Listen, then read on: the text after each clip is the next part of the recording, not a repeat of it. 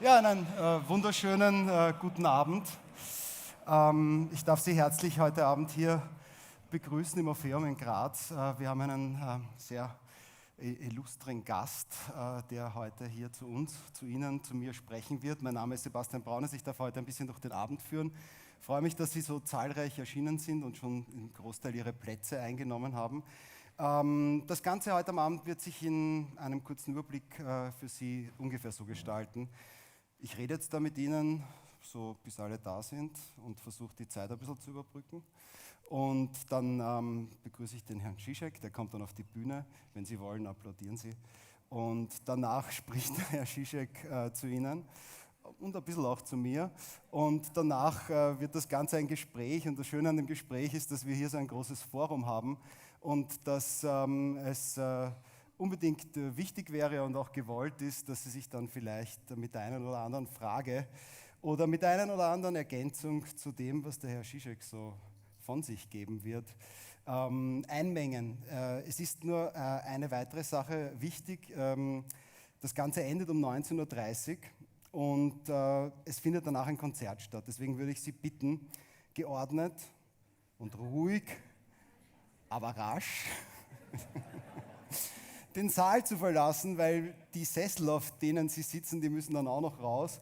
Und weil die keine Beine haben, oder beziehungsweise die haben 4 Beine natürlich, aber die können nicht selber gehen, die müssen dann von dienstfertigen Helfern und Helferinnen entfernt werden und das dauert ein bisschen und deswegen wäre es gut, wenn wir pünktlich Schluss machen. Ich werde mich jetzt auch nicht so lange darin erschöpfen, den Herrn Professor Žižek vorzustellen, weil ich bin fast 100%ig überzeugt, dass Sie alle deswegen da sind, weil Sie ihn kennen, sich vielleicht eine andere Meinung zu ihm bilden wollen oder zu dem, was er sagt, beziehungsweise ihn kennenlernen wollen, aber sich ein bisschen informiert haben vorher, zum Beispiel im Internet. Also da gibt es die ärgsten Sachen und ja, und ja, wirklich, ich schwöre, ich bin auch manchmal dort. Also, und deswegen glaube ich, muss ich jetzt nicht ausführlich alle Buchtitel aufzählen, beziehungsweise sagen, an welchen Instituten er Professorenstühle hält und mit welchen markanten und markigen und vielleicht auch kontroversiellen Äußerungen er bis jetzt schon aufgefallen ist. Oder dass er sich sehr viel Kritik gefallen lassen musste, weil er fast kaum seine eigene These aus sich selbst heraus entwickelt, verteidigt, sondern meistens referenziert. Aber es ist das Feld der Philosophie Gott sei Dank ein weites und gerade in Zeiten wie diesen vielleicht auch wichtig, dass wir auch heute hier gemeinsam den Gedanken einer Kommunikation und eines Forums miteinander hochhalten. Das Elevatefestival stellt diese Begegnung hier auch ein bisschen unter den Gedanken der Unlikely Alliances, also zu Deutsch vielleicht der etwas untypischen Allianzen. Und ich hoffe, so eine kann heute hier auch unter möglichster Negation dieser Rampe, die da immer leider auch ein bisschen segregierend ist zwischen Ihnen und dem, was hier passiert, stattfinden. Markig gesprochen wird es wohl um Katastrophen gehen. Das ist ja prinzipiell nichts Schlimmes, kann man sich auch oft im Internet anschauen, wo es, wie gesagt, die ärgsten Sachen gibt. Und sie sind ja auch quasi auf eine gewisse Art und Weise sicher auch der Kit, der uns irgendwie alle zusammenhalten, wo wir zusammenrücken können, wenn wir wollen und gemeinsam was meistern und vielleicht auch was schaffen, was wir alleine gar nicht so schaffen können. Aber auf der anderen Seite beinhalten sie natürlich auch die Gefahr, dass das Individuum vielleicht ein bisschen zurückstecken muss und das ist gerade in Zeiten wie diesen und an einem Tag wie heute vielleicht gar nicht so eine angenehme Sache.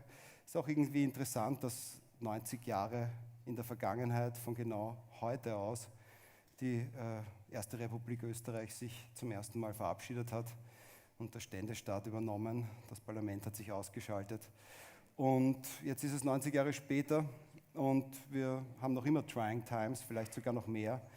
Liegt vielleicht auch daran, dass wir alle viel besser informiert sind oder vermeintlich besser informiert sind. Also ich freue mich sehr, dass ich jetzt hier auf der Bühne Professor Slavoj Žižek begrüßen darf. Begrüßen Sie ihn mit mir. Bitte.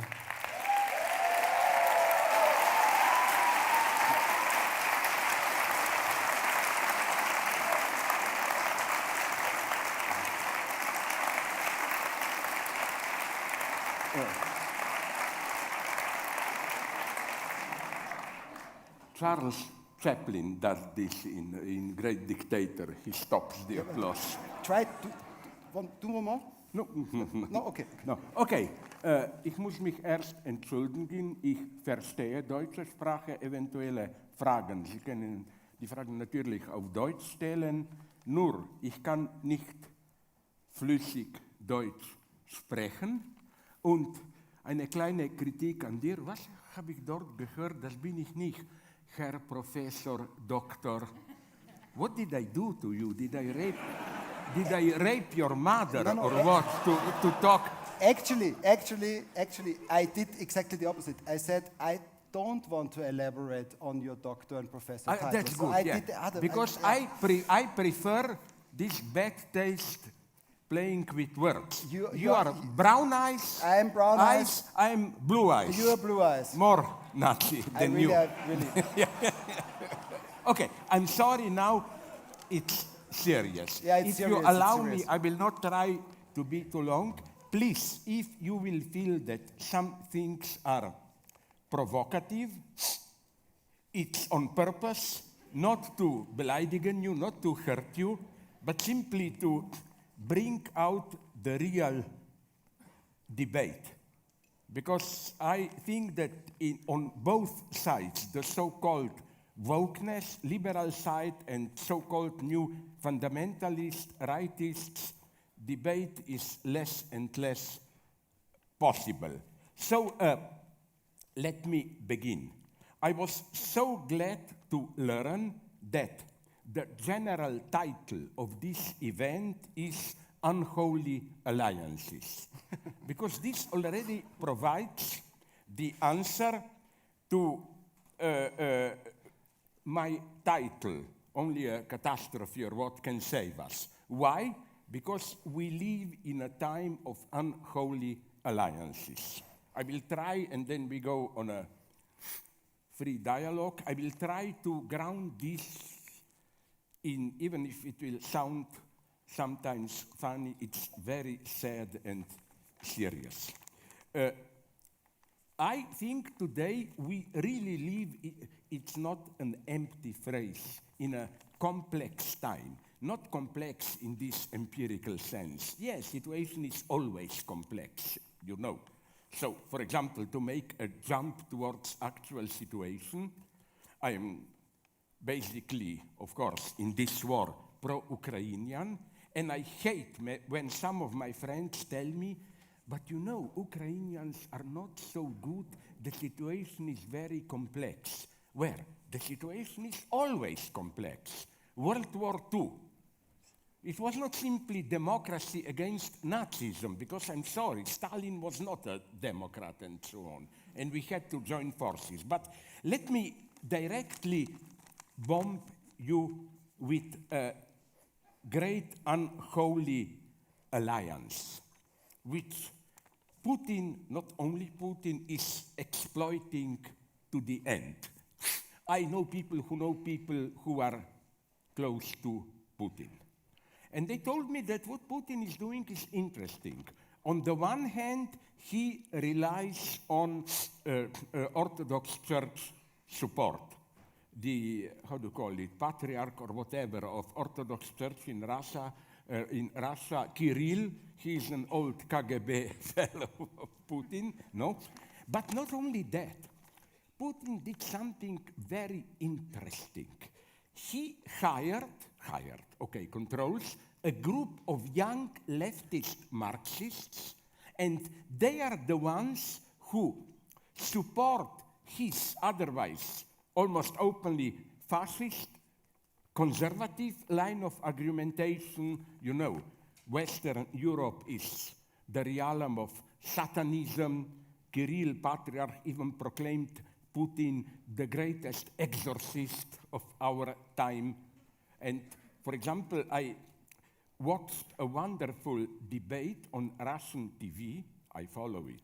You learn a lot there. About ideological madness. When somebody confronts a pro-Putin figure and says, but are you really sure that Ukrainians are degenerate Nazis? And the guy said, okay, even if you abstract, ignore all other things, they allowed a pride parade in Kiev, like the greatest horror you can imagine. But so what are the Marxists doing? Marxists, they're providing, be careful to it, this other line of argumentation, which is, we are fighting for all the third world people against the imperialist, neo-colonialist, whatever Western dominance. And the sad thing is how these two axes, first, anti-gay, LGBT, Western decadence, and the other, like Western imperialism and so on, they get together, which is a catastrophe. That's the first unholy alliance. Check in your newspapers. It happened a day or two ago in Uganda. The parliament passed a terrifying law that if you are caught in homosexual relationship, it's not just you are a little bit ostracized. You can even get death penalty, but at least 10 years of prison and all that. And then when a Western journalist protested, this happened 2 days ago, a member of Ugandan parliament told him, you are either with us, supporting our anti-gay legislation, or you are with the Western world. You see, this is a terrifying, unholy alliance that you address third world nations, but at the same time playing this sexually conservative, anti-gay rights, anti-LGBT plus, and so on logic. And so can you imagine for so-called, I hate the term, but I will use it as an abbreviation, for so-called non-binary people, used as a general term. You know what's the bad news? That to fight for gay rights and all this is perceived in many countries as part of Western imperialism. This alliance had to be broken somehow. Now I go to another example of this unholy alliance. It happened, I think, maybe you know more, like 2 weeks ago or 3, when there were big pro-freedom, pro-peace demonstrations in Berlin and in Dresden and so on. I mean, I almost cried. It's so sad. A part of Die Linke Partei in Deutschland, Sarah Wagenknecht, gave a speech, all this false pacifist stuff, why should we get involved, this is not our war, blah, blah, blah. And then, you know what she got next day? Not ironically, an invitation from a high-ranking member of Alternative für Deutschland. But you speak like us, like join us, and so on. And this is not a joke. This is now happening in my own country, in Slovenia, in England, in United States, and so on, that the pro-Russian attitude is adopted by extreme left and extreme right. Why? Well, maybe you know this joke, but what came to my mind is this. I even wrote a book with this in the title, wonderful, simple, but nonetheless, joke by Freud from his book on wits, on jokes, where he quotes this joke where you give too many arguments for a thing, but they are mutually exclusive, like the book I wrote against the Iraq war, American Attack on Iraq has the title The Broken Iraqi this cup or whatever, no? Like I borrow from you a cup or eine Vase and I return it to you broken. And you, of course, accuse me. And my answer is A, I never borrowed a vase from you. B, I returned it to you full. And C, it was already broken when you gave it to me. I noticed that this pro-sympathy for Russia argument has exactly the same structure. Did you notice that there are three arguments? First is generally pacifist. Wars are madness.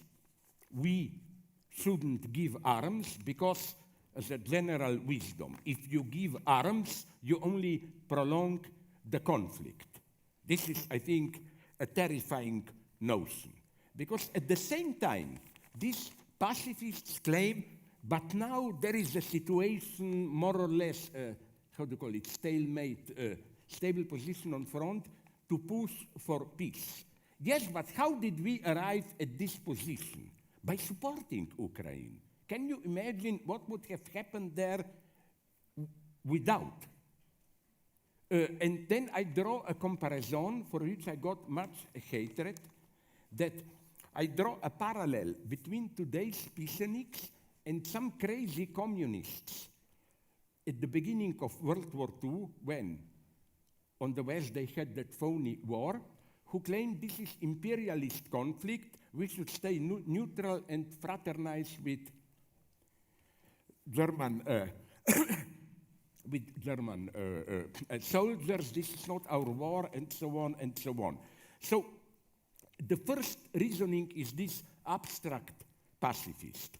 I disagree with it not because I like war, but I think it's absolutely clear that Russia is engaged in a long-term geopolitical rearrangement, and it's clear, not by any sinister hermeneutics, but they say it, the Russians, that they want to go on. Moldova, now they officially claim to have real peace. We have to push the borders of Poland a little bit to the west. We already have Georgia and Georgia. We already had Crimea and so on. So I think that's the paradox I accept, that yes, we shouldn't aim at destroying Russia. That's unacceptable. But Habermas, Jürgen, who we don't like each other personally, but he put it very nicely almost a year ago, yeah, where he says we shouldn't speak the language of destroy Russia, but simply negatively. Ukraine must not perish. It's in our interest, especially, again, in view of this more and more crazy, directly male chauvinist ideological foundation, which is Western Europe is the reign of Satan, unholy orgies, and all that stuff. This here again, there is unfortunately a moment of truth that the West is still engaged many times in some kind of neo-colonial or post-colonial exploitation. But my answer to this is double. First, do you think that China is any better? I don't know what our media report, but do you know that when Chinese buy some resources, some mines in, I think it was Zambia, Africa, when they bought them, there was a local rebellion because the local workers there wanted a monthly salary of $200. It was too much. Chinese brought their own staff people who were ready to work for a little bit over $100 per month and so on. So Neocolonialism is expanding, but it's everywhere. Second thing that makes this alliance between left and Putin unholy is, I don't know what's the logic. Yes, another thing, sorry. The first argument, we want peace at any price, and usually in my country, in Slovenia, and then the politicians who follow this line add something very cynical. They say every war has to end up with negotiations and compromise. And my answer to them is, really? Then we were taught wrong. You remember in 1945 there were negotiations and pact with Hitler? No, it wasn't. There was a clear defeat. So again, this general pacifist stance has to be rejected on behalf of real peace itself. Remember one thing that I repeat all the time. Peace is always in the interest of the occupier. I believe, I'm not anti-Semitic, I'm totally pro-Jewish. But on the West Bank, Israel is colonizing it. And when Israel says we want peace there, I believe them, because peace means they can occupy it in peace. You know? Of course. Even Germans, when they occupied France in 1939, were they sincerely for peace? Of course they were, because peace means we can occupy it. That's why General de Gaulle, you know what was his great statement, which founded resistance? No, the war is not over. France did not capitulate. So I reject this general line. Then the second line of defense is what I already mentioned. The situation is complex. Nobody is clear there. I know. I will not bore you now with it, but I can give you some, once I enumerated them, some 15 to 20 points of mistakes, stupidities committed by Ukrainians. But sorry, this is like condemning, and we should. For example, the Allied attack in March 45, I think, on Dresden, which was totally unnecessary militarily, or, for example, the Allied bombing of Hamburg with those terrible storms. Why? Because as parents of my friends in Hamburg told me, you know what they did, the Allies? They were obsessed with the idea that it's more important to break the morale of the working class than to destroy industry. So they focused their bombings on working class suburbs, and they left all the great villas and so on and so on. But nonetheless, this doesn't change the fact who was right. So often, complexity is an excuse. And the third argument is a vulgar, pragmatic one. It's not our war. Why should we, because of two crazy nations fighting on the edge of Europe, why should we pay more for electricity and so on and so on? I find this logic terrifying. It's true what my friends are saying, some pro-Russians, that the conflict in Ukraine is a conflict between two visions of the world. But their interpretation is it's Western imperialist vision and authentic multicultural vision of coexistence and so on, of different modes. I don't like the coexistence that Putin stands for. You know where you get a model of this coexistence? You remember when Taliban took over, they immediately made peace with China. The deal was what? You, Chinese, allow us in Afghanistan to do what we want, to treat women the way we do, but we will not mess with what you are doing with Uyghur Muslims in your country. It tells a lot if you look at who are Russia's direct allies today. Iran, North Korea, and so on, Afghanistan even. It tells you a lot about how, and this is a horrible thing to accept, but yes, world imperialism and so on, but my God, can't we accept that in spite of all the horrors of Western imperialism, what Putin stands for is nonetheless worse. And now I come to, first time I return to my title, Catastrophe Can Save Us. You know that the latest news I got from my friends in Ukraine give a little bit of hope. Ukraine, no doubt, was an extremely corrupted country and so on, with all the oligarchs. But do you know that now the left is awakening slowly there? They said, organizing themselves, wait a minute, half, even more of the oligarchs, I don't know how it is here in Austria. For example, many of them came to Slovenia, and close to Austrian border, Radenska, a big spa, they simply rented for months the biggest luxurious hotel and so on. And people in Ukraine are asking, we are doing the fighting, they are doing that. It's under their pressure that Zelensky is now organizing this anti-corruption campaign. He knows that people are not simply fighting. They are raising the crucial question, which is, but what is the Ukraine for which we are fighting?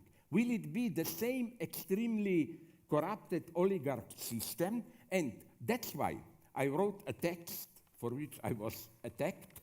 Maybe, I don't know if it appeared in Germany, with the title, Ukraine Between Two Colonizations. Yes, Russia wants to colonize it. But what do you think the West is doing? Do you know that they have in the south that Chernozem, the black earth, allegedly the most fertile best in the world? But do you know that 1/3 of this best earth in the world is already owned by American agricultural corporations? Do you know that there is all the time pressure also from the West on Ukraine that it should become economically, at least, dependent on the West? My hope is that now, maybe something will come out of it, maybe not, that Ukraine will begin to awaken, to ask the question again. Not just free Ukraine, but what kind of Ukraine? Another thing, then people tell me, and I come again to these unholy alliances and so on, other people are telling me, but these are just words. Okay, Putin talks against Satanism, world domination, but he really wants just a piece of land there, a little bit. No, sorry, this is a big philosophical even mistake. Ideology is never just ideology. It has its own power, you pay the price for it. Look at the Nazis. The standard Marx explanation is anti-Semitism was just ein Ersatz for Klassenkampf. Really, they wanted to keep capitalism, Nazis, and so on. Yeah, but the result was nonetheless millions of deaths and so on. And ideology gets its own efficiency. Like, I don't know why this anecdote stuck so deeply in my mind. When in 1944, Germany was withdrawing from Greek islands, they noticed that on one island, they left 150 Jews.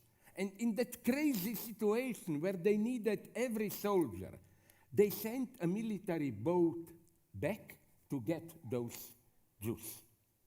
This didn't help them militarily in any way. So again, I don't buy this story, it's really just about material interests. No, ideology is to be taken seriously. My next conclusion here, to provoke you a little bit with philosophy. This is why I am sick and tired of this critique of capitalism, that it's egotist, we care only for our interests. No, the problem of capitalism is, as Walter Benjamin knew, that it's a religious phenomenon, religious in the sense of a radical sacrifice. A true fanatical capitalist, he doesn't enjoy good life. He is ready to work all the time fanatically so that capital reproduces itself. No, we need today more egotism. We need to ask not what about the fate of living on earth, but my God, how will I and my children live in 20, 30 years from now if we go on with this destruction of nature? No, we should appeal to good egotism against this false capitalist ethics. Now, the next point. Now things get, this was nothing as a provocation, more difficult. The next unholy alliance that I see, trigger warning, this will be problematic for some of you, although I cannot say it more. I have a whole school of followers among trans people, real trans people, not just that game, you know. Now I'm a woman, I feel like a man, and so on. But people who went through all the painful operations and so on, and it's not just change man into a woman, but trying to invent something third. And you know where I agree with them? That LGBT plus, in principle, I totally support it, not just in words. I was engaged in actions and so on. But I don't like this anti-psychoanalytic trend. The commonplace in many of these circles, in Germany, especially in the United States, is, oh, Freud is an old, white, dead man. He still thought in binary terms, Oedipal complex, and so on. No, you know what's my problem? You know this big conflict, especially in United States and between, let's call it, biological determinists and LGBT feminists. I simplify to the utmost. Biological determinists claim that sexism, even if sex is confused, you don't know what you are, but basically it's predetermined with your genetic structure or education or whatever, and it's not a matter of free choice. On the opposite hand, you have non-binary, in a wrong way I claim, people who claim people should be allowed to freely choose. It's a matter of choice, how you feel. I claim there is an unholy alliance here because they both behave as if Freud didn't exist. For an authentic Freudian, of course, human sexuality is not directly a biological phenomenon. It's how some Grundlage, some foundation is mediated, caught in a totally different logic, and it can even be, I have a friend, it even can be demonstrated with experiments. I have a friend who studies sexuality in apes, well-developed apes, gorillas, orangutan, and men, and discovered that apes are much more rational. Sorry for my tasteless way of saying. Let's say you are a beautiful ape, woman. Actually, I am an orangutan also. I would like to have sex with you, but I see no way, so okay, fuck off, I turn attention elsewhere. It's only with humans that you get this type of fixed attachment that the more you are inaccessible to me, the more I'm obsessed. Drawn towards me. Sorry? The more you're drawn towards me. So the whole logic changes. Second point of Freud, crucial, and some true LGBT people are well aware of it. You know, sex is not, in this vulgar sense, a matter of free choice. I feel like that. No. The big revolution of Freud is that, one has to read him properly, that this patriarchal symbolic order, male position, patriarchal, feminine, it's not natural. It's a long and painful process because we have something, we humans, unique. What Freud characterized as childhood infantile sexuality. It's something very strange. Animals, as far as we know, don't have it. Because of the delayed puberty, we have it. This idea that you get caught in crazy fantasies, how are children born, and these fantasies can be very beautiful. Let me tell, intimate confession, I clearly remember them, two of fantasies from my own youth.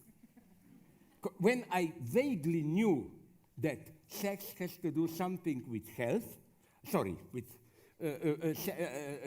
childbirth. With reproduction, yeah. Yeah, with reproduction, with copulation, but I didn't know exactly how. So one of my infantile theories was, and women liked it very much later, that sex is long, hard work. You have to F again and again, like you tear to your lover now again, orangutan and his wife. I tell you, let's have sex today. Today we will work on the hands. Yeah. Tomorrow again on the legs. You have to do it. I like this fantasy. Until the whole thing Until the whole body is, yes. And then we may check if we like the hands, and Yeah. if we don't like the hands, Then we do it again. We do it again. The second one I hear this story that storks, how do you call them, the stupid birds, are bringing babies. Yeah. And my dream was this one, that it's better if you want a nice child, or a child, to do it with open windows. Because storks are observing you. And if you make love in a nice way, you get a child, you know. Now, this is not just a joke, because the big Freudian theory is not. Then once we become mature, we know how it is. No. All the time, to the end, human sexuality is accompanied by fantasies. Freud's big question is not this vulgar psychoanalytic, whatever you are doing, you are always thinking about F, you know. It's on the contrary. But what are you thinking when you are doing F? And here, you Austrians published a wonderful book by my friend. You know, they discovered Wittgenstein's Geheime Tagebücher from World War I. And he's brutally open. He describes what he's thinking about when he was masturbating. You know what he was? Not gay sex, but discussing with colleagues philosophical questions and so on. That's the spirit. So what I want to say, no, but you see what I'm saying. Freud makes it aware that human sexuality is a very complex phenomenon. It doesn't emerge naturally, but through a series of traumatic cuts. And in this sense, the process is self-contradictory, mostly unconscious, and so on. So it's not, as some LGBT plus people like to simplify, you know, okay, I feel that I am that. My point is, how do you know that you really feel this? To Freud, it was clear that feelings cannot be relied on. They often cheat. Elementary, stupid example. You or me, okay, I will not blame you. What if I'm secretly gay, but I don't want to admit to myself, so I enact this as homophobia, you know? So what I'm saying, and again, please, don't buy this cheap stuff. People should be allowed to choose their sexual identity Yes, but it's not as simple as that because it's not simply a conscious choice. It's not that you sit there and think, okay, it would be nice to have a lady, it can be funny with men, but other options, okay, this sounds the best one. No, I will give you an example, which I always like. Love. Love is free. Otherwise, it's not true love. I cannot tell to you, I will try not to be accused that I'm harassing. Love is not. I compare you, and say, okay, you have nice legs, you have nice eyes, you laugh, like, okay, then I make a list, you are the best, and I will choose you.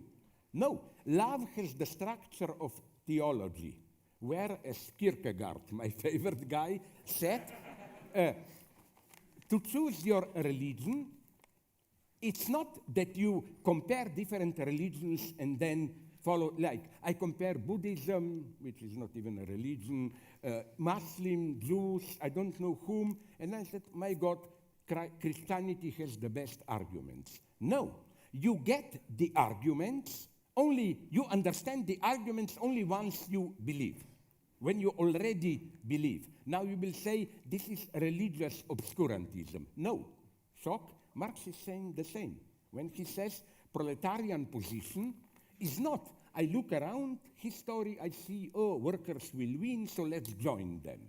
No, it's Marxist truth is a truth which appears only from a subjectively engaged position. So you see what's my point here, that let's all the rights to LGBT+, but really listen to them and be aware of the complexity. Like, I was now involved, some people attacked me, totally misunderstood me, because into a polemic about so-called puberty blockers. I don't know if you use them, but in England they widely use them. The idea is this one. When you are 10, 11, if you are not sure, independently of biological sex, if you are not sure what sex you are, at that point you cannot decide, but so that you will not be pressured in the conditions of heterosexual patriarchal domination, they give you puberty blockers which postpone for a couple of years your sexual maturation, with a horrifying, for me, totally naive idea that in this couple of years, you will become mature enough to see what you want. Of course, now they are discovering slowly that first, these puberty blockers do many problematic things. They disturb the whole process of your biological development, not just sexual identity, but other things. It's very risky. But also, I think this idea is totally wrong, namely the idea that with maturity you are free to choose. No, sexual identity is for me like love. I appeal to if you were lucky enough to be in love with men, women, I'm not playing these games, anybody?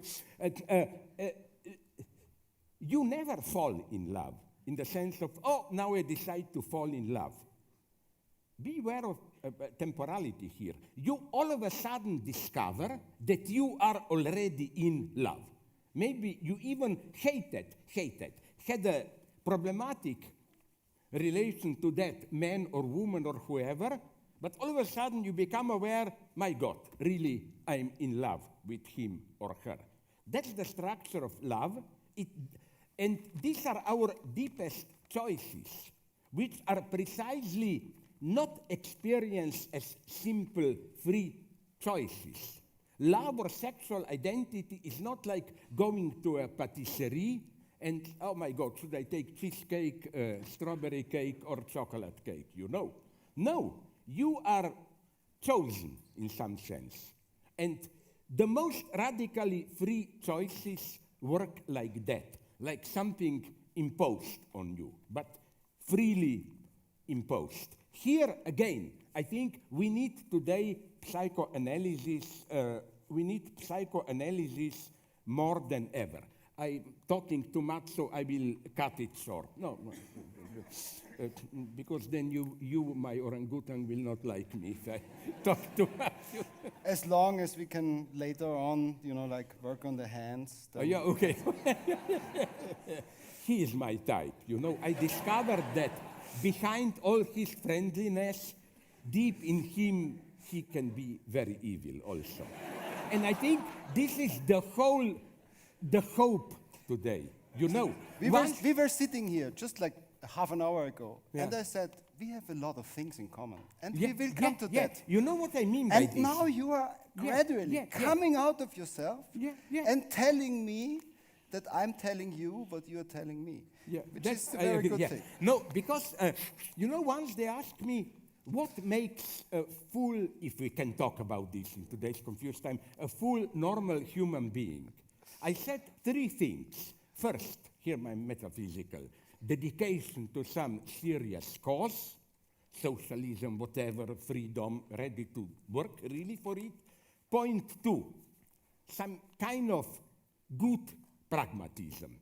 There are people who are principled but enjoy being principled losers. Many leftists today, they wait for the big revolution. But whenever something happens, Syriza, they say, no, that's not yet it, No, let the others do it. Let the others do it. And that's the whole history of the left how the European left, after 68, is just looking. At some point it was Cuba, Vietnam, Venezuela. Now the revolution takes place elsewhere. We want here to enjoy our academic or what job and see the revolution there.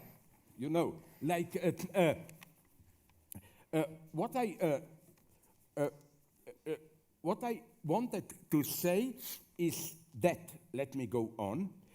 Okay, I will just cover of these unholy alliances, and catastrophe can save us. Okay, another example of catastrophe can save us. Something that worries me very, very much. I cut off that line. I know I said enough about LGBT plus and so on. I wonder if you will agree with this. A very intelligent critique from Bernie Sanders, my God. Good old-fashioned American social democrat. Where are my gloves? Sorry? Where are my gloves? Oh, yeah. The gloves. It's a complicated it's metaphor. I know. No. I just said that he noticed something. You know what's my problem with a certain time of woke suspicion? That the good old left at least pretended to be unifying. You address the people. You say, we may have differences, but let's say even peace, justice, better health, let's get all together. Well, did you notice how the woke logic is, on the contrary, an extremely divisive logic of suspicion? The first thing they note is, but the expression that you use there may be misunderstood in that way. It's very sad. That's why I think woke logic of this universal suspicion, where are traces of racism and so on, blocks solidarity. But let's not get long, quickly to the end. Another unholy alliance, what I already hinted at, I think, Zionist anti-Semitism. It's not a joke.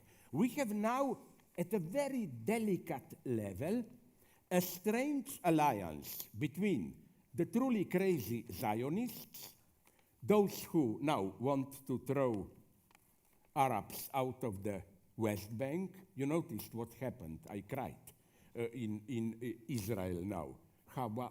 That city, for one terrorist act, they want, a minister of finance of them proposed this, to erase the entire city of 7,500 people and so on. They speak openly about annexing and so on.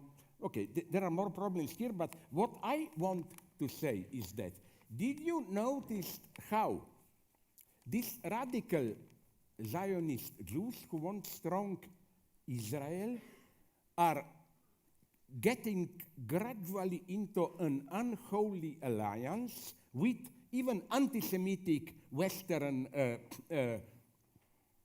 conservatives. For example, if there was somebody who was not really philo-Semitic, it was Donald Trump. He was supported by a series of extreme right, openly anti-Semitic organizations, but he supported Israel. Now you will say, what's my point?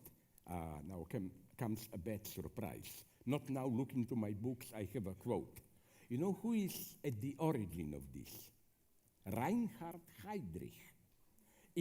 He, the one of Wannsee Conference or what, in 36 or 7, he wrote a letter where he said, Jews are an ingenious, active people. We would like to collaborate, trade with them. We just don't want them here. We should help them to move to Palestine and so on. And that's why when Bibi Netanyahu, some 6-7 years ago, called French Jews come to Israel, the right-wing, really anti-Semitic circles celebrated it. Yeah, you see, go there, go just out of France, you know. So what makes me here so sad is again this weird alliance. Then people tell me, but Jews suffered so much during the Holocaust. I told them, no, this is an obscenity, what you are saying.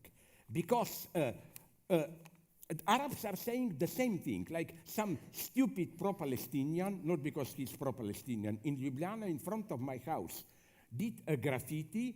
If I were to live in Gaza, I would also deny Holocaust. Like when you suffer, No, this is totally wrong. You know what is for me? I hope we'll agree. The only serious ethical position. The struggle against anti-Semitism, unconditionally, and the struggle for Palestinians, not the terrorists, on the West Bank, should be parts of the same struggle. Point. That's it. That those who manipulate the memory of Holocaust to justify what Israel is today doing on the West Bank, those are the true manipulators with Holocaust, because they used a mega traumatic event to justify petty colonizing land politics now. You know who? I was asked at year 2000 an extremely stupid question, naive. Elaborate. No, I will not elaborate too much, because then we can take a break, go to sleep, and then come again. Okay. Yeah. Who is for you a true ethical... Oh my God, fuck it. Okay. A true ethical hero of 20th century? I said Marek Edelman. This was, remember the name, a Polish Jew, absolute hero. He was Bundist there in Poland before World War II, fighting for workers' rights, leftist. He was among the coordinators of the Warsaw Ghetto Rebellion. He somehow survived it. He then organized that Warsaw Uprising. After the war, he remained there in Poland, although communists wanted to throw him out, with a beautiful argumentation. He said, I see Auschwitz stones there, and I think I don't have anything to say that out of respect for the victims, somebody has to be here to look at those stones. And then, shock. In 1967-8, one of the last things he did is he wrote a message to my Palestinian brothers. He told them, as a Jew who went through all of it, I advise you resist. Not with terror, but resist.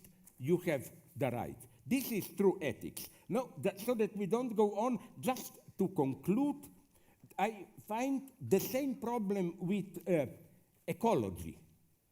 You know, that's my philosophical training. You know how often I'm totally, again, pro-ecology. But again, it's complex. One ideology I hate is this deep ecology, which is secretly too anthropocentric.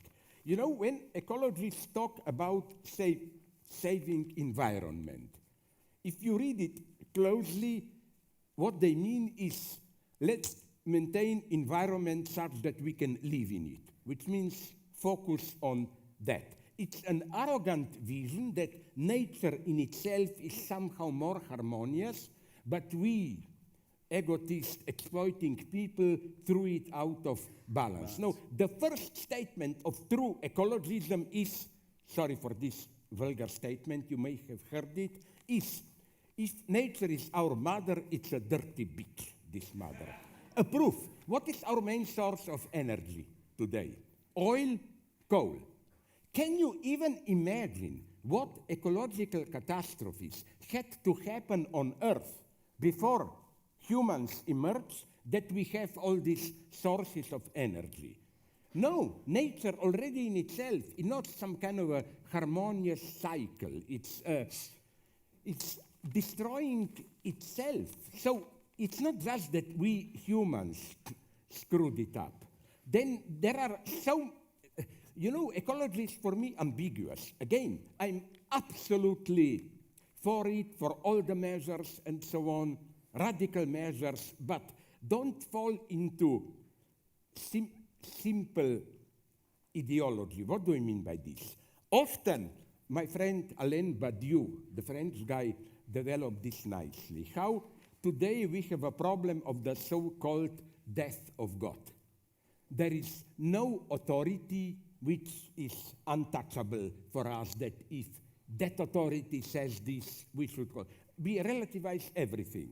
And I think often ecology flirts with this kind of unconditionality in the sense that, but we have nature which puts limits to us. No, I don't buy this. I think, again, keep the complexity. What is a real problem today is that it's not only nature that is disappearing, but also we humans as humans. I've written a book about it. Maybe some of you know it, Hegel in A Wired Brain. Well, I tried to pull that. Well, I'm not so much afraid of all this fake stuff, although wonderful things are happening them. Now I will conclude. You know that, for example, did you hear about this face swap hardcore porn? It's done very simply. You take a hardcore shot, and then you just need a couple of photographs of a woman, and you put it in, and then the computer does all the job, and then you have that woman doing all the jazz. You can make a hardcore porn with every person that you have enough photos of. A proof, I apologize, I'm open here to you for the tastelessness. I saw one with the German Green Foreign Minister, Annalena Baerbock. Fucking like crazy, screaming, it's face swap. Then you can accompany this with, we have now such perfect voice imitations, no, that you can completely do it. So maybe, to conclude, we are coming close to something that I almost find attractive. I will conclude with an old joke of mine, which some of you maybe know. The Guardian journal asked me some 10 years ago, is romance still alive today? My answer was difficult, but maybe. What would be today a really nice romantic sex encounter? Man has his, they call it, it's so vulgar, stamina training unit. In German, you call it even more Vagina-Rohr, you call it. A plastic one, it's wonderful. You can regulate the density, how it shakes, you put your penis in. Then, of course, women have this dildo, whatever, plastic penis. Both work on electricity. So let's say you're a woman, I am a man, this time we are not apes, and we want to have sex. Wouldn't you like to do it this way? You come, if you're a woman, with your dildo, I come with my Vagina-Rohr, we sit down, we plug them both in, we put dildo in Vagina-Rohr, the machines are buzzing, they're doing it for us. And we are talking about philosophy, Yes. like Wittgenstein. And Yeah. the good thing is, we can both use the vagina roar, actually. No. Oh, yeah, we can. I want to have sex with you if you are a woman. So, okay. So I want the machine, but I Yeah, don't want the I get effort. it. I get so wouldn't this be a wonderful thing today that we do the same thing? We take a really hot couple in a hard pour and just exchange faces and then observe this on screen and have a nice drink and talk and so on and so on. Maybe this is the future of our sexuality. Maybe it Thank you is. very much. I finished. Yeah.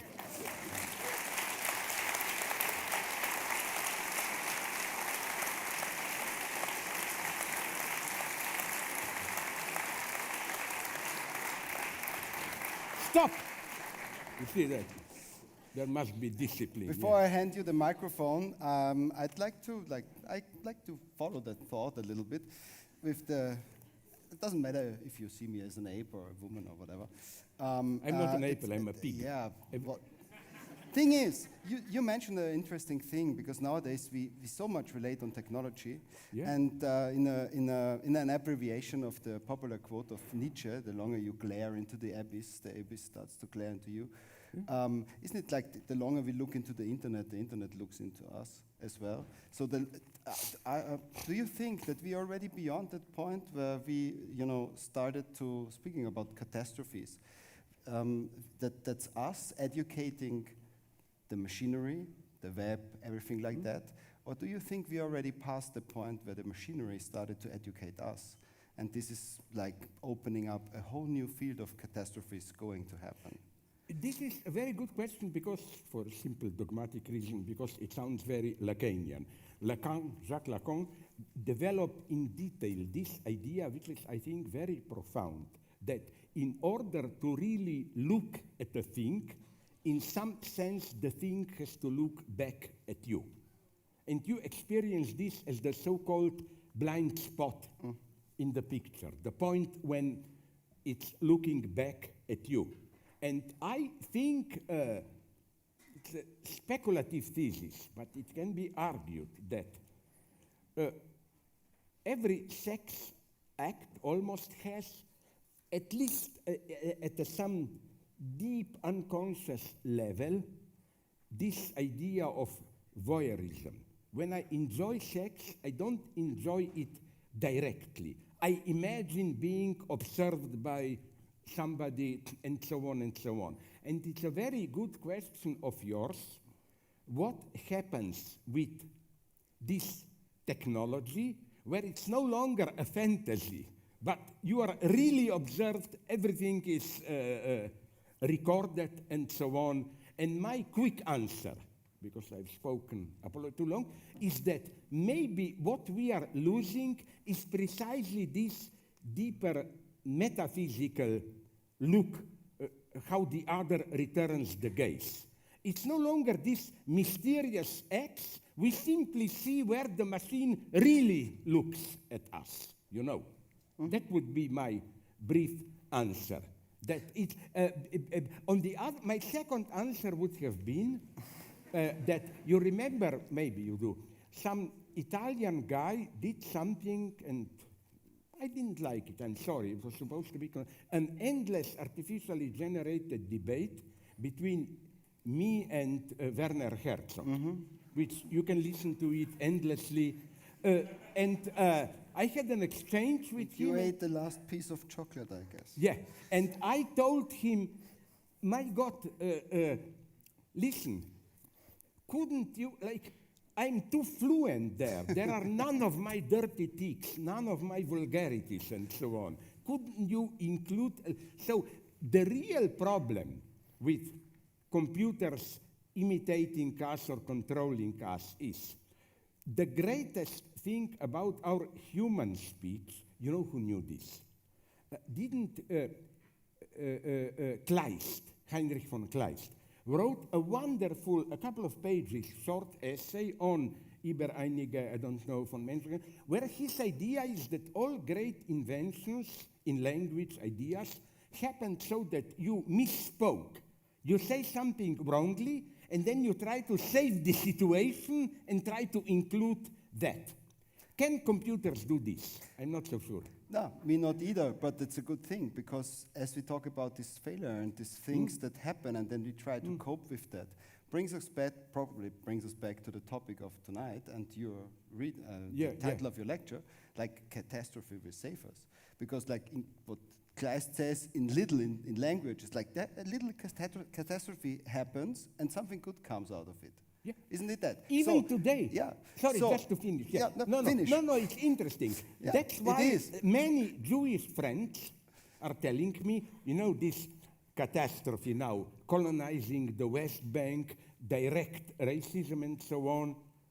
It's not just hypocrisy when white liberal Jews are protesting it, but this was such a shock for the majority of half atheists. What I like about Jews is that, they have the greatest percentage of atheists in the world, the Jews. And it's this wonderful paradox, as a Jew once told me, we don't believe in God, but nonetheless we believe that God gave us the land there.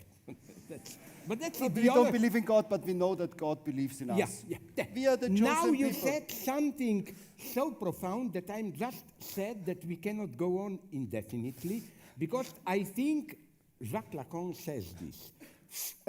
The true metaphysical question is not, do we believe in God? Well, some people do, some not, who cares? The problem is, does God is our fantasy formation, does God believe in himself?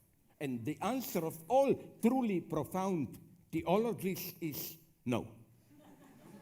No. I mean, the problem is there. The problem is there. The problem is that we made him up. Yeah, but what does he know? Which is why I have another theory. I wonder if you like it. Hit me. Yeah, the most materialist film that I saw, I've written about it, is download it, you get it. Rapture. 25, 30 years old film with, when she was younger, Mimi Rogers. Mm-hmm. It's an incredible story. I will condense it as much as possible. An ordinary, short. An ordinary girl, is promiscuous, then she falls in love, her husband dies, he has children, she has an obsession that God will, in a rapture, call her up. So she goes to a desert near Los Angeles, to wait for God. God does nothing, so she kills her daughter, nothing. Then she is arrested for this. Now comes the miracle. Till this point, and is arrested. Till this point, the movie is realistic. Could have happened. A disappointed, crazy believer. Then the miracle happens. It's the end of the world. All of a sudden, the walls disintegrate of the prison. She takes a car. She goes to somewhere to the edge of the world where she sees up there paradise. And the ending is incredible. There, from the other side of paradise, her dead husband and daughter approach her and ask her, Mommy, come to us. You just have to say, I love you, God. And she said, no, I will not. After God did what God did to me with all these meaningless death, not. And then her daughter said, but Mommy, you know what this means? You know how long you will stay there? And she says, I know, forever. This is the end. That's the true undermining of religion from within. Much better than this, God doesn't exist. Because when people say God doesn't exist, they usually mean, but nonetheless, it's a noble ideal, Like I talk too much, bitte. No, two things. First, this reminds me a little bit, in a very abstract way, of the story of Lilium from Molnar, the play. The play of Lilium. Are you familiar with that? Okay, we talk about it later when we work on the hands. And the good thing about a film or a movie is that you can make a really hard cut. So we make a hard cut now because I promised the people that they can ask you questions. And we've got another 15 minutes running. Okay. So And I will try to be, Yeah, if you're stupid yeah. enough to believe me, No, I will you- try to be. The good thing is you're straight to the point. You're not very elaborate. You have straight answers, very short. It's a very good But thing. you are right in something. I know, The I know. great art in books, in films, is the proper cut at the end. Did you see the new Spielberg? And I don't like it very much, Fablemans. Yes. That ending with John Ford is Yep. one of the best endings of all the time. And now the fuck get out of my office. Yeah. Bitte. Bitte. You know what song I will sing about you? No. You are Sebastian. no? Yes, yeah. Somebody called me yeah. Sebastian. Sebastian? Yeah. No, Yeah, no, no. no, no, no, no. Do you know the old DDR from early 50s pro-Stalin song, Stalin Freund Genosse? Very That's my good. think about you, Sebastian Freund Genosse. And, Okay. and the song that I will sing for you from Yeah. the DDR is Sag mir, wo du stehst. I know, but this Yeah. was a pop song. Yeah, it no? was. Yeah, I know. Questions? Bitte. I already criticized him. I told him, as a true Stalinist, did you organize the questions? Yes, of course. And They are she- all censored. Come They on. are. Yes, I of hope, course. I hope so, yeah. The nomenclatura is watching.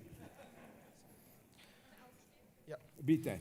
Sie können, wenn Sie wollen, auch auf Deutsch die Frage stellen. Ja, ich hoffe, das ist okay, sehr geehrter Herr Žižek. Ich hätte zwei kurze Fragen, und zwar zur ersten.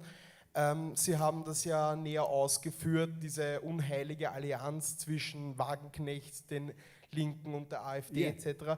Aber wenn man sich die andere Seite anschaut, also ich würde jetzt mal sagen, viele Linksliberale, die sagen, es braucht Waffenlieferungen ohne Ende, die schon diskutieren über eine Flugverbotszone etc., steckt da nicht auch eine gewisse Ideologie dahinter, dass man den Krieg und den Tod und das Leid als etwas Virtuelles betrachtet? Man diskutiert darüber und denkt nicht über die Konsequenzen und auch nicht darüber, dass Russen genauso sterben wie Ukrainer, und ob da meiner Meinung nach nicht auch ein bisschen diese Struktur der fetischistischen Verleugnung dahinter steckt. Ich weiß, dass da ein Krieg herrscht, aber ich tue so, als ob es diesen ganzen Tod und so nicht geben würde. Und was Sie dazu sagen. Und meine zweite Frage wäre, wo sehen Sie die Rolle der Philosophie in den ganzen Krisen? Irgendwie habe ich das Gefühl, jetzt in der Pandemie hat man sehr viel, da gab es nicht viel Platz für Philosophie, eher wurde mit virologischen Grundbegriffen argumentiert und jetzt im Krieg auch sehr viel mit militärischen Begriffen. Jetzt ist ja zum Beispiel auch, wie Sie erwähnt haben, Jürgen Habermas ist auch oft angegriffen worden für das, was er geschrieben hat, Alexander Kluge auch. Wo ist da die Rolle der Philosophie im Sinne einer Intervention? Danke. Vielen Dank. Danke. Ich hoffe, dass ich die Frage richtig verstanden habe. The first question, yes, I totally agree. Again, as I already said, I can give you a whole list of crazy things that Ukrainians were and are doing, but nonetheless, I will tell you one thing. First, I don't buy this argument that it's really a proxy war between United States and Russia, and that it's just to support our military industry. Tell this to an Ukrainian and he will explode, and justly. He will say, do you think that we are so stupid that we said to ourselves, we could have lived in peace, but wait a minute, why don't we sacrifice ourselves to support the Western military industry? For them, it's not a proxy war. They fight for their survival. Russia is openly saying, Ukrainian nation doesn't exist, and so on and so on. I know I didn't really, but what I like very much is this how you applied to this also, that logic. Did I understand you correctly? Ich weiß sehr wohl aber. Because this, I think, is something absolutely crucial that's happening today. This formula, as we well know, is the formula of, again, fetishist disavowal. I know very well, but I don't really believe it. I act as if, and so on. But today, I plagiarize here my good friend, you should invite her here. I envy and hate her. This means love, because she is very bright. I don't want to talk about it, maybe more bright than me. Alenka Zupancic, my swimming colleague, and she developed that today, it's not just that you know something, but at the same time, you don't take it seriously, ignore it. No, it's that the fetish becomes your knowledge itself. I will give you an example. How I claim more and more we live in an absolutely cynical era where the official ideology situation can only reproduce itself by, in some sense, limited, saying the truth about itself and doing nothing. You know, I will give you, to make it clear what I mean, 2 examples that I like. First, I hate this Kassel Biennale, Venedig Biennale, because I look at the program, they always say, even we are caught in capitalist game, it's all colonial exploitation. Yeah, they say this, but they function perfectly. They're playing this capitalist game. And why can they play it? Because they proclaim it, you know. This is a new version of this old Peter Sloterdijk's, his early work, maybe still the best, Kritik der Zynischen Vernunft, where he defines it as the Wissen turning around Marx. Yeah, reflection used for sanctioning. Yeah. We know very well what we are doing, but we are nonetheless doing it. The second example is, I really hated it. You remember, it's now 2 years ago already in Glasgow, I think, that big meeting of Prince Charles was there, everybody for fight against global warming. Global warming conference. Yeah, conference. And they were saying all the right things, but it works like, okay, now we said it, now we can go on as usual. So this mechanism, I'm sorry, I shouldn't talk too much, but this is absolutely a crucial mechanism which works in different ways. What you said about crise pandemic philosophy, I must say that maybe I speak now in an egotist way for saving my own profession, but in some sense we live in a time when philosophy is needed more than ever. Why? Because in the confusion in which we are today,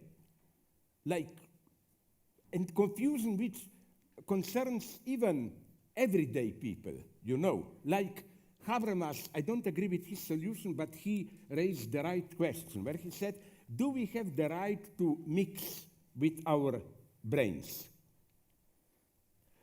Because then we may manipulate our psychic properties and so on and so on. But this is a problem for all of us.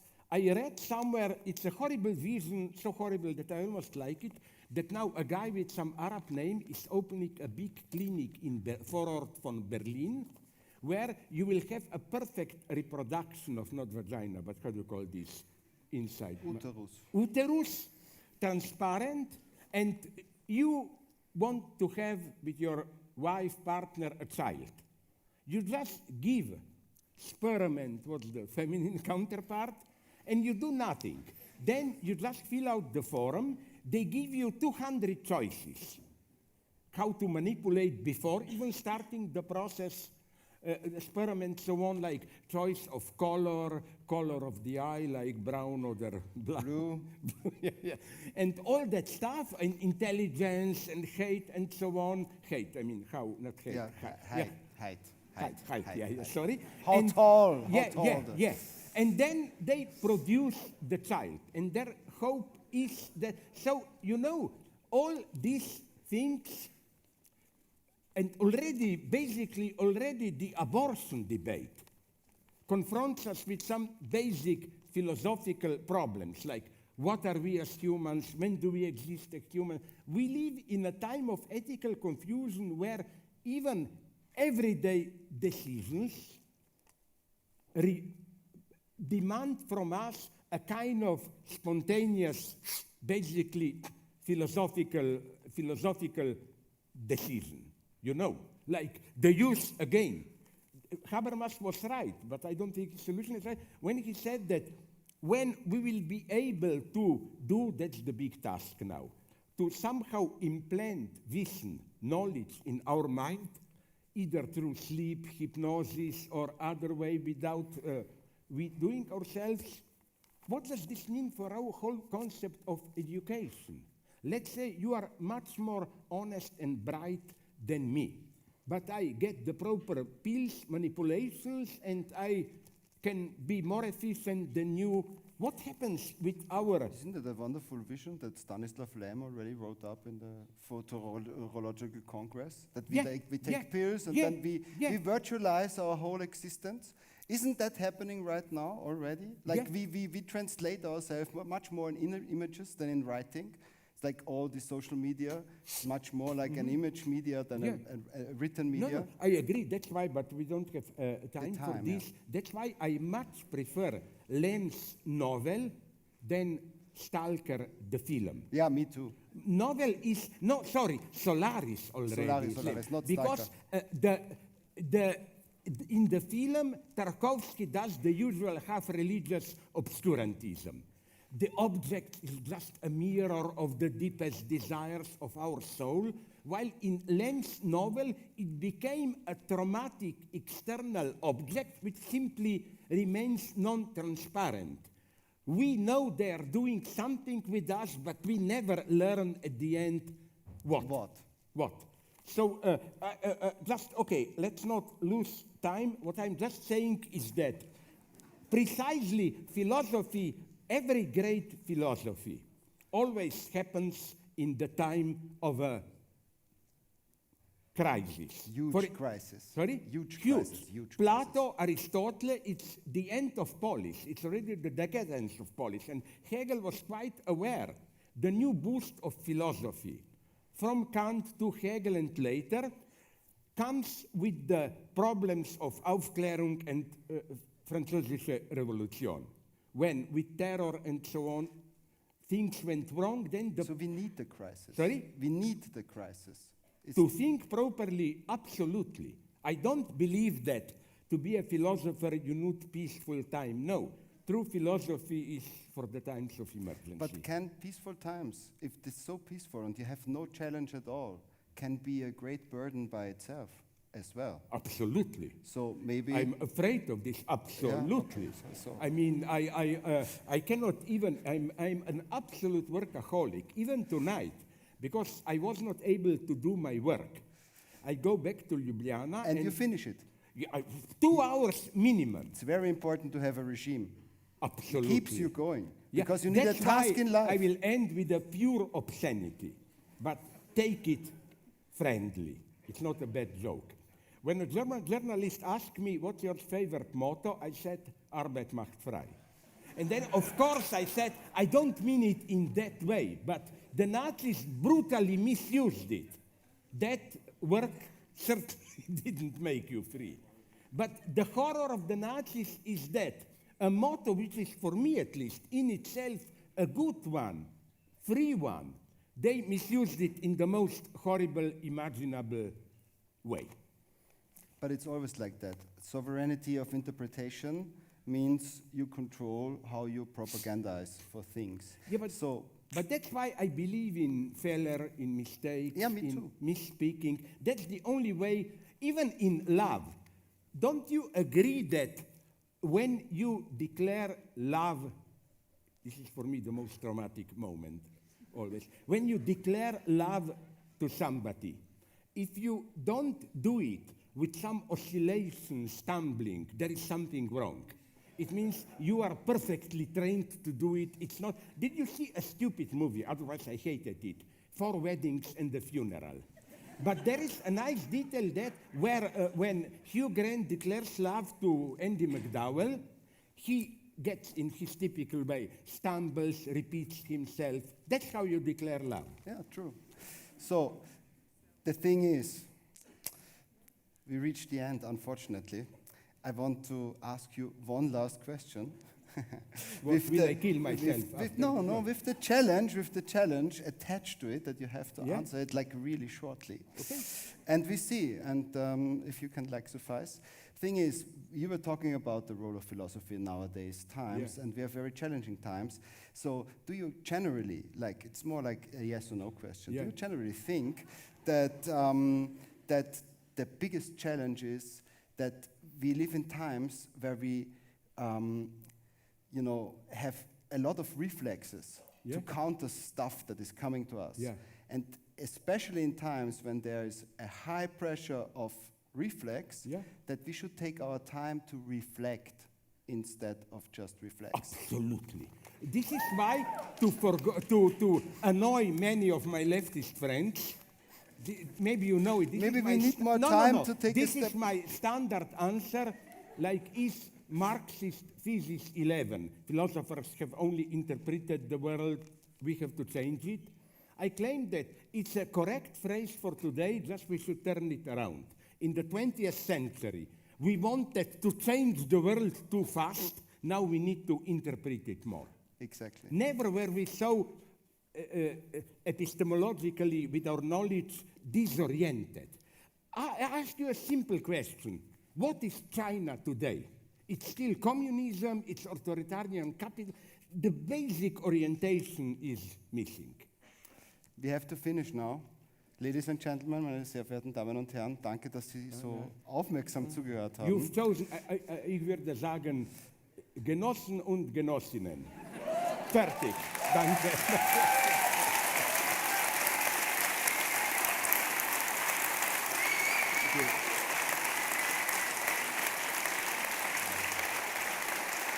Thanks.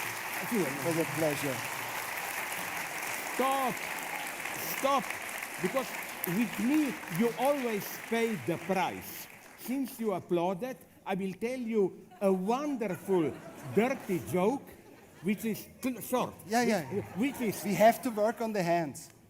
hands? You have to go and work on the hands. I don't No, know. okay. No, but a dirty joke which is philosophically correct. A nasty wife sends her man in the evening, go out and bring me some cigarettes from the traffic across the street.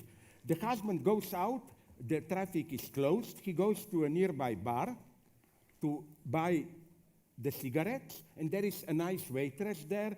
They begin to flirt. They ended in her flat, screwing like crazy till 3 in the morning.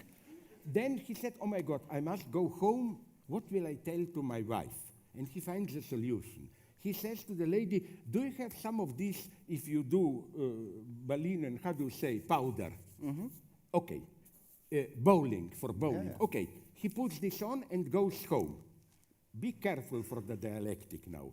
The wife asked him, where were you? Such a long time. And he says, he said, you know, I went out, the traffic was closed, I went to a bar, I flirted with a lady, we fucked like crazy. And you know what's the effect? The wife says, why are you so miserably lying to me? I see the powder, you went bowling with your friends. That's the political art, to tell the truth in a way that will confuse the enemy. That should be. Vielen Dank.